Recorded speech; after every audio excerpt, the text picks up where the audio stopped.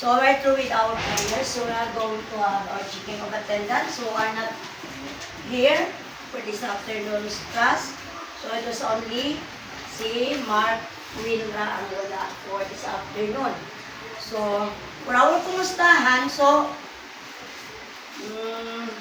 how did you feel this afternoon? Huh? Happy. Happy? What else? Excited. Excited with our lesson, with our video lesson. So, we're going to have the review. So, on our review here, what did you say about our review? What About the scoreboard. so, it is all about decimal Decimal form. number or decimal that uses decimal form. So, we have here, the first column will be the word form. So, you can read there. So, can you read this? 2 tens, 5 tens, 7 hundreds, 8 hundreds, 99 hundreds. So, what is needed here in the second column is the fraction form. form. So, who can come to the chart, to the front, and write the first fraction form for the given word form. Okay, can you have it, Althea? So, can you use your pen?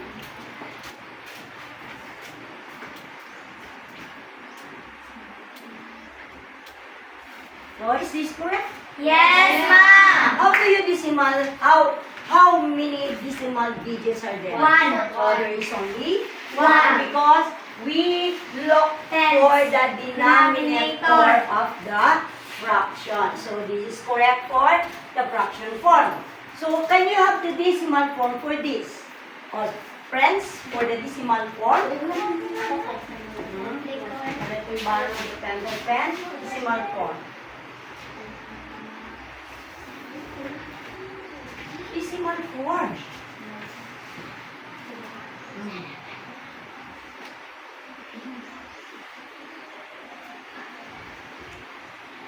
So is this correct? Yes, ma'am. This is correct because, as I've said, it has only one decimal digit because the denominator is only 10. How about the second one, the 5 tenths? Okay, ba yan? So na lang for the decimal form, the fraction form, para hindi na siya madugay.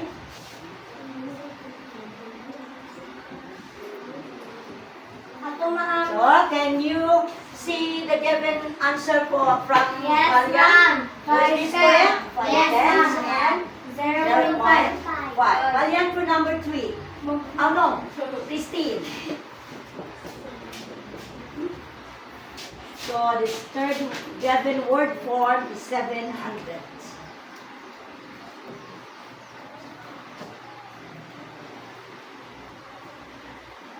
So, take note ha, and it's already in hundreds, the place value. Is this correct? Yes, ma'am. So, the fraction form is 700, while the decimal form is 0.07. Why is it 0.07? We're looking for the denominator. We're looking for the denominator. So there are 2 decimal digits after the decimal point because we will be set on the given denominator which is 100. How about number 4? Again for Ria, then number 5 for Jeanette. Number 4 is 1800.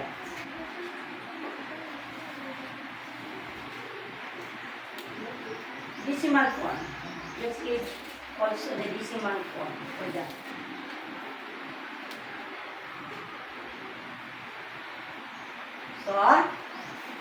So look at the work of Rhea. So 1800s in word form, while in fraction form it's 18100, and on decimal form is 0.18. How about for number 5, Jeanette?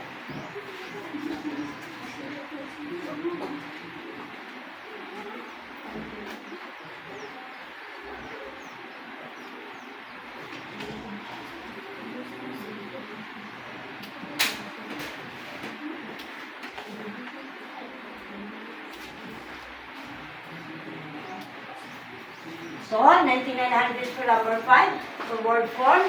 And we have here for fraction form 99,100 and the decimal form is 0.99. So, do we have any problem for this? So, you already understand that in decimal form, you consider always the denominator of the given fraction. Whether it has only one decimal digit or in tens place or others are two decimal digits or in hundreds place value. So, we'll have this unlocking of difficulties. So we'll just set first the standards. So we have there the setting standards. The word, the acronym is READY. Diba? READY. So can you read it? Reading. Respect the rules, follow the classroom rules, and show courtesy to everyone. So we're going to respect the rules and follow classroom rules and show courtesy to everyone, to everybody in the classroom. How about for letter E? Enter quietly, arrive calmly, and settle to your seat without causing distractions. So you are going to walk inside the classroom. So you may walk calmly and settle unto yourself without causing distraction. Di ka ka-disturbo with your classmates. How about for letter A? Arrange materials, have all necessary tools and resources ready, e.g. notebooks and pens. So as I've said, diba, I told you that you're going to keep all your things for your group work after a while. So you are going to arrange materials. So just like your book, your ball pen, your papers, and notebook. How about for the next letter D? Do the warm-up, begin exercise, do not, or preparatory activity. So, do we have a warm-up this afternoon? Yes. So maybe sometimes in our class we do our warm-up. So do the warm-up, then begin any assigned do now or preparatory activity. So sometimes in the class, na tayong mga preparatory activity. For letter Y, Yield attention. Focus on the teacher or instructions when signaled. when signal. So what do you mean by that? You are going to listen to the teacher when the time is or when the discussion is already begun. So, kinahanglan ta nga kung focus ta with the teacher's discussion. So, write the following numbers. We have here the activity.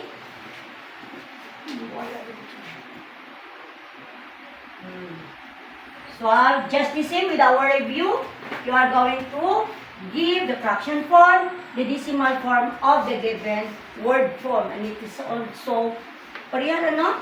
5 numbers. So, just the same with this. So, next to that. So, what do you notice about the fractions in our review exercises? Kasi nabantayan ninyo with the fractions given here. These are the word forms. There are numbers. Point. There are decimal point used. Point ba when it is a fraction? Fraction man lang i-ask. We have seen there the numerator and the Denominator. And that numerator and denominator is very important to give the decimal form. Importante na siya. Because you will consider how many decimal digit is given to the decimal form out or based on the denominator of the given fraction. So, na-notice na ito na. Then, how about the second question? How is the decimal form related to the denominator of the fraction form? So, ganito. What did you say about this? Denominator. What can you say about the denominator? How can it help? How can it help in converting the fractions to decimal form? Sino katabang niya? Because as we know the denominator, we can already help the denominator help us to convert it to decimal form. If the place value is tens, how many decimal digits are there? 0, then 1 decimal digit. How about for if the denominator is 100? 2 0. So, 2 decimal digits. Not 0. Atin mention 0. 2 decimal digits ang atong makita.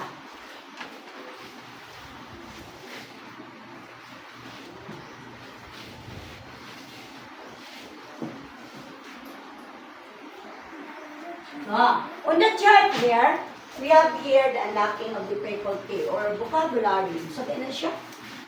How can this help the lesson? So, ano siya pagtabang sa lesson? Why is it that there is always a vocabulary or the unlocking content area of vocabulary? How can it help the lesson? So, we can understand the meaning of the word na used in that lesson, in particular lesson. So, that is for number 1. The first word is decimal. So, can you read it, everybody? Decimal. A number that includes a decimal point, which separates whole numbers from fractional parts. E.g. So, EG, what do you mean by EG? That is example. Sige. Example 0.5, 2.75. And if we're going to talk about decimal point, di ba? There's the decimal point na no word. In what other things that we can have or we can use the decimal point? Sa mga uban nga butang atong regular nga gipang kuan nato in our lives at home, in school, nga magamit kayo po ng decimal point. Yes, mga kilogram, your height, your weight, oh yes, your height, your weight, what else? Your, yes, the value of the money, di ba? The value of the money, for example, you will buy a food, which the price is 5 pesos, di ba? You can write it there, 5 decimal 00, 5 decimal point 00. So, we can always have decimal point in other things that we are going to experience in our, or at home, or in school. The next one is the fraction. Can you read it? Fraction. A way of representing a part of a whole written as a numerator, top number, and a denominator, bottom number, such as 1/2 or 3/10. So, fractions, maybe you are very familiar with fractions, diba? That it has a numerator, the top number is what we called as the top number. Numerator. Yeah, so, the top number is what we call as numerator, and the bottom number is Denominator. Yes, it is called as Denominator. So, maybe we have no problem for that. How about the next word? Place value. The value of a digit in a number based on its position. For example, in 0.45, the digit 4 is the 10th place, and 5 is the 100th place. So that is, what do you mean by a place value? Depende asa siya nabutang. The value by digit in a number based on its position. Kung asa siya dapit nabutang. For example, in 0.45, the digit 4 is in the 10th place value, when the 5 is in the hundreds place value. So, is there any problem for that? La. You already understand place value. The next one is, can you read it? So, friends lang. Can you read it? The next word? The top number in a fraction representing how many parts are taken. Example. Example ng EG. And 3 over 3/4 the numerator is 3. So, numerator is, so as I've learned a while ago, the numerator is the top number in a fraction, representing how many parts are taken. Example, the 3/4. Out of 4, the 3 is being shaded. And that is the part for 3/4. Denominator, can you read it? O, si Valian? Denominator, the bottom number in a fraction, indicating the total number of equal parts in a whole. Example, in 3/4, the denominator is 4. Very good. For the denominator, as we all know, that is the bottom number in a fraction, indicating the total number of equal parts in a whole. So just like for example, in 3/4, the denominator is 4. Okay. We have here another exercises. So let us example how to convert a decimal number with one decimal digit to fraction. So example number 1. You can come to the board and convert 0.4 to fraction. In the other hand, how about you, Christine? Can you write it on the board? How to convert 0.4 to fraction?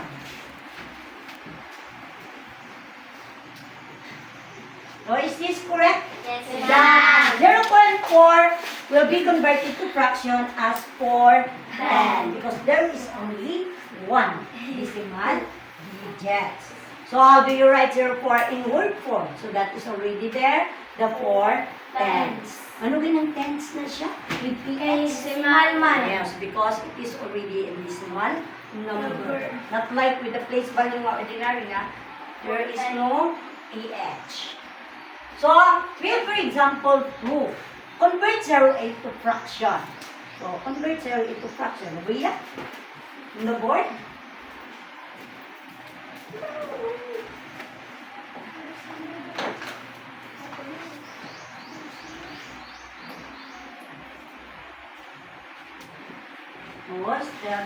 The denominator used is 10 because there is only one decimal digit. And we have also here 0.8 in word form is 8/10. So how do you write 8/10 in fraction? So this is at the 8/10. So this is already numbers that has 2 decimal digits. That is another example. So we have also here example number 1. It is convert 0.03 to fraction. How many decimal digits are there? There is already 2. And how about the denominator? 100. Yes, so it is 100. The denominator for this, if we will convert this decimal form to fraction, will be 3 hundredths. Am I correct? That is 300. So if you have seen there, people will read there, how do you write 0.70 in word form? So 300. How do you write 300 in fraction form? It is 300. Another example. So, another example na naman siya, it is already answered. Diba? It's already answered there. How do you write 0.25 in word form? So, it is 25 hundredths. How do you write 25 hundredths in fraction form? So, it is same there that it is 25 hundredths. It is already answered. So, pair activities na ta, for examples. So, if we're going to, when we say pair activities, Paris. Diba? Paris man na. Pair activities. So, letter A, convert the following decimals to fraction. Sige, Beo can come to the board. Sige, Janelle and Stephanie, as a pair. Si Kuha na lang, si Janet na lang. So she asked how to convert 0.6 to fraction. 0.6 to fraction. So it will be 6, 10. Sige, for Macarian. Yung Paris niya will answer letter B. Letter, what is that on the chart? Siya 2. So how will you write it into fractions?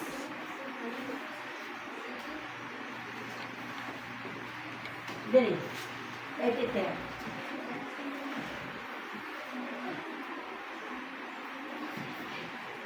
Wait, where did you look? This one. Second one. Ah, we did this one. This is Maring. So that is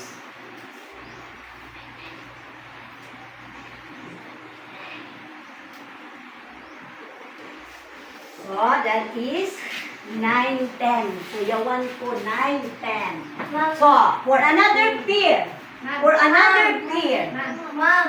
Si Juicy and Cupcake. So, for letter D. So, you will write your answer here. That is 0.05. Convert it to fraction. So, very good. So, Kate is correct. How about for the next one, Josie?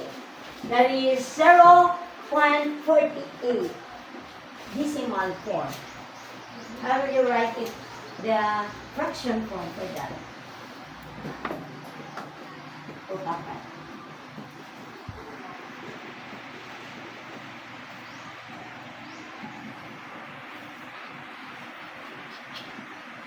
So, is this correct? Yes, ma'am. Oh, this is correct. The 500 and the 4800. So, hindi na kayo problema, no? So, decimal to fraction. So, we have here another one. So, a meter stick measures 1 meter. So, muna gitawag sa meter stick, yung measure is 1 meter. 1 meter is equal to 100 centimeters. So, centimeters na siya. So, in decimal or in word form, that is 0, in decimal form, 0.1. And in word form, that is 1/10 of a meter is equal to